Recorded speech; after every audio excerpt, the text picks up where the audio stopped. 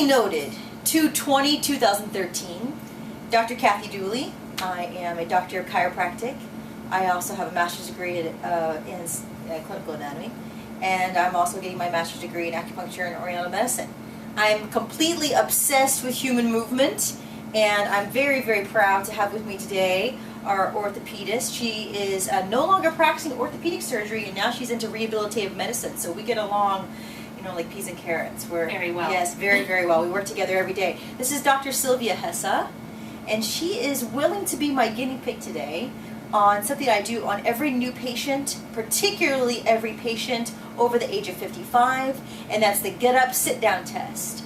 Now, there was a very large Brazilian study of over 2,000 people, I believe the number was 2,002 people, where they looked to see if longevity was correlated to a patient's ability to be able to get up and get down.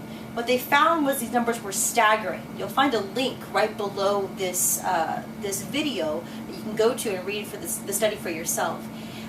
Amazing stuff. It's in the Journal of Preventive Cardiology. And what they were finding was if a patient had a limited ability to be able to get down from the ground and up from the ground without having to contact their knee or use their hands, their longevity increased with their ability to not have to touch anything but their bum and their feet. Okay, so going on the way down, you get 5 out of 5 points if you don't have to use an extra extremity. You get 5 out of 5 if you can come out of it. And let me show you what a perfect 10 looks like. Okay, so a 10 out of 10 would be able to go to the ground and back up off the ground with touching nothing but the knees or nothing but the feet and the bum. If you have to take a knee, that's a point off. If you have to use hands, it's a point off for each hand. So, Dr. Thhe, I want to put you through this test. Dr. Thhe is not middle-aged, but... Correct, thank you. Regardless, I do this to all patients. I think it's important to be able to see if one can survive a bad spill, if you can prevent a bad spill, your balance, your ability to be able to generate tension, your transference of muscular energy is all very important in being able to go from a sit to stand or a stand to sit position. So Dr. Thhe, I was wondering if I could put you through this test. Go ahead and sit down for us. Okay. And there's a little bit of a fall, but I'm not going to deduct that. I might have deducted about a half of a point for the fall part of it, because that can be pretty abrasive to the coccyx. You should be able to go down to a seated position in a very controlled manner. Okay, so I would deduct a half a point of Dr. Thhe on the way down, so I'm going to give her a 4.5 out of 5. And now, Dr. Thhe, can you go to a standing position for us? Try not to touch anything. Yep. And she's trying to build some momentum there, and oh, she can't quite get there, so she takes a knee, and so we have to give her a 4 out of 5 on the way up. So we had to deduct a little bit. That's Absolutely. not too bad, though. It's an 8.5 out of 10. Do I want her at a 10 out of 10? Absolutely. Yes. Yes.